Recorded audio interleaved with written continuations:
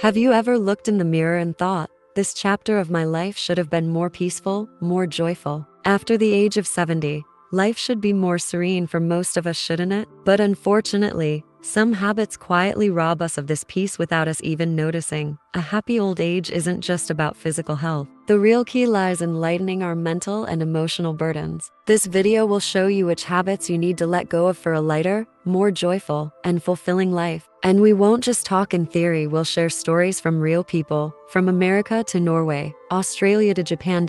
In this guide where science and life meet, you'll see yourself reflected in many ways, because perhaps the most beautiful journey is the one that begins within. If you're ready, let's begin. One of the most subtle enemies of happiness is a habit that has silently accompanied us for years but gradually starts to steal our peace: the need to control everything. This behavior may have served us well in our younger years at work or during parenting. It helped us keep things in order, protect our families, and reach certain life goals. But after the age of 70, this habit often becomes a burden rather than a benefit. As we age, the rhythm of life changes. Our bodies don't serve us the way they used to. Health becomes unpredictable, and the people around us, our children, grandchildren, friends, begin to walk their own paths. At this point, many people struggle with the uncertainty that comes with these changes. To cope with this, they start trying to control their surroundings, events, and even people. But in doing so, they unknowingly damage their peace and relationships. The story of 74-year-old Eleanor from California illustrates this clearly. Eleanor had always been a meticulous and orderly person. She woke up at the same time every morning and planned her day by the hour. She had opinions on everything from what her grandchildren should wear to what her daughter should buy. To her, she was just being helpful, but her family began to feel smothered. Eventually, she realized her daughter was calling less and her grandchildren didn't want to stay over anymore. Where she thought she was caring, she was actually taking away people's breathing space. Confused, she decided to see a family therapist. The therapist asked her one simple question: when you try to control others, what are you really trying to fix? And Eleanor suddenly realized she wasn't trying to control the outside world, she was trying to calm her fear of loss within. In psychology, this is known as the illusion of control, trying to manage the external world as a way to cope with inner insecurity. But as we age, the areas we can control naturally shrink. And when we resist this, it can lead to anger, isolation, or withdrawal. Through therapy, Eleanor learned something new. Letting go can be a form of strength. Instead of managing everyone and everything, she began to step back. And in doing so, she discovered how freeing it could be to simply observe. As she allowed others to make mistakes and find their own way, her relationships began to heal. Her daughter became close to her again, and her grandchildren started enjoying time with her. The more she let go, the more she reconnected with life. A happy old age doesn't come from controlling everything, it comes from accepting things as they are. Of course, boundaries and routines are important, but becoming a prisoner of that structure only hinders joy. Life is no longer a project to manage, it's a view to enjoy. Imagine sitting by a river. The water flows. And no matter how far you reach, you can't stop the current. But if you step back and just watch, you feel the peace in the flow. True freedom begins not when we fight life, but when we learn to dance with it. The second habit is perhaps the most subtle of all: living in the past. It creeps in so quietly that most people don't even realize it. As we age, memories surface more frequently. A song, a photo, the smell of a meal, these can all transport us back decades. Some memories are sweet and make us smile, but others are heavy with what-ifs, clouding the joy of the present. Some people, often without realizing, begin to use the past as a kind of refuge. If the present doesn't satisfy them and the future feels uncertain, their subconscious clings to the past. Over time, this exhausts the spirit, because the mind doesn't just remember, it relives.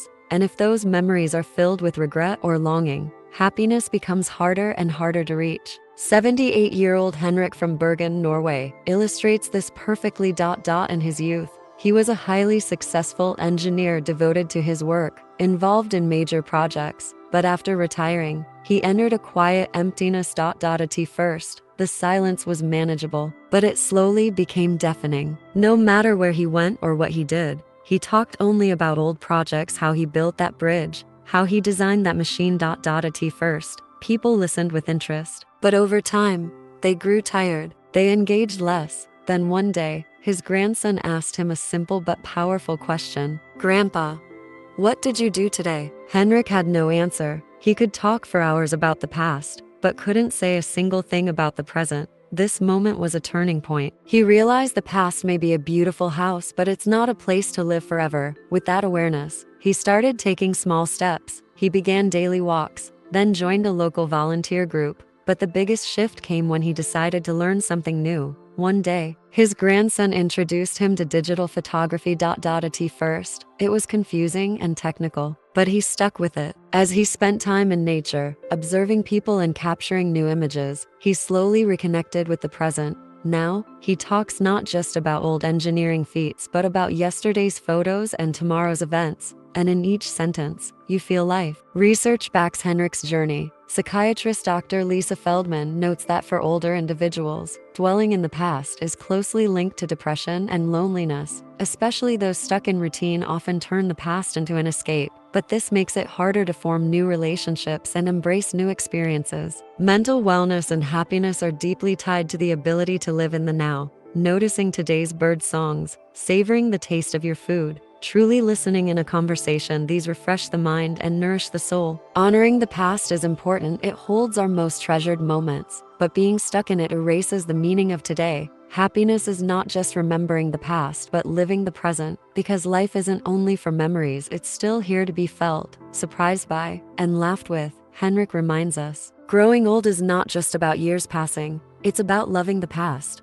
letting it go, and welcoming every new day. The third habit becomes increasingly invisible with age, but its impact is just as powerful: suppressing emotions. There are so many cliches in society. At this age, what's the point of crying? Being emotional is for the young. It's time to be strong now. But no matter how old we get, our emotions don't disappear, they just change form. And when suppressed, they turn inward and start to hurt us mentally and physically. Martin, 72, from Perth, Australia, teaches us a lot about this. After losing Margaret, his wife of 45 years, Martin sank into silent loneliness. He never talked about his feelings. After the funeral, everyone told him things like, "You have to be strong." Margaret would have wanted that. He tried to believe it. Saying "I'm fine" became his habit. His friends thought he was moving on, but reality was very different. He went on walks every day, joined social gatherings, engaged in surface-level conversations. But once home, he'd sink into the couch and sit in silence for hours. At night, he couldn't sleep. Sometimes he imagined hearing her voice and cried alone. Over time,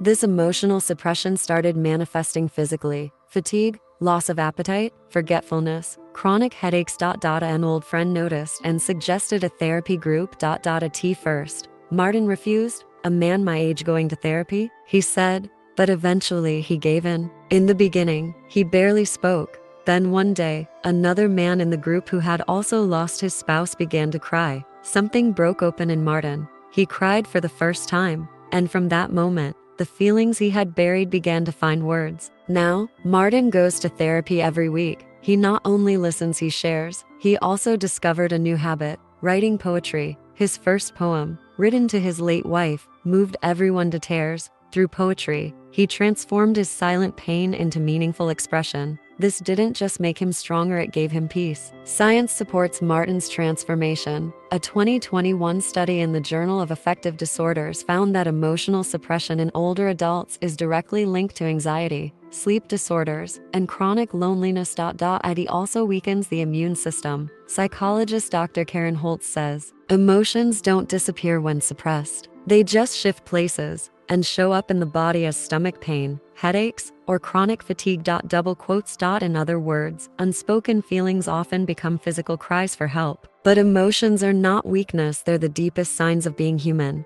Feeling grief after loss, missing someone, crying when lonely, all of it is natural. Especially as we age and revisit old losses, it becomes vital to stay connected to our feelings and express them in healthy ways. Martin's story shows us, suppressing isn't the answer. Healing begins with recognizing, accepting, and sharing emotions, whether through writing, speaking, or music. Don't bottle up your feelings, because every feeling you bury today may return as deeper loneliness tomorrow. Remember, the voice of your heart is the balance of your life, and that balance is worth protecting at any age. Today, we examine 3 powerful habits: the need to control, living in the past, and suppressing emotions. Each one becomes more invisible as we age, but their effects grow deeper. Yet happiness often comes not from adding but from letting go. Now we ask you, what are you still trying to control in your life? What memory are you stuck in instead of living today? Which feelings have you buried deep inside? If this video made you feel something, please like it. Tell us in the comments. Which habit is the hardest to let go of? And if you haven't subscribed yet, subscribe to our channel, because here we discover together just how vibrant, colorful, and full life can be even after 70. Never forget, the best years are often the ones where we know ourselves the best, and the most beautiful sunsets sometimes come toward the end of the road. Now it's your turn. Make space for yourself, your feelings, and this beautiful life.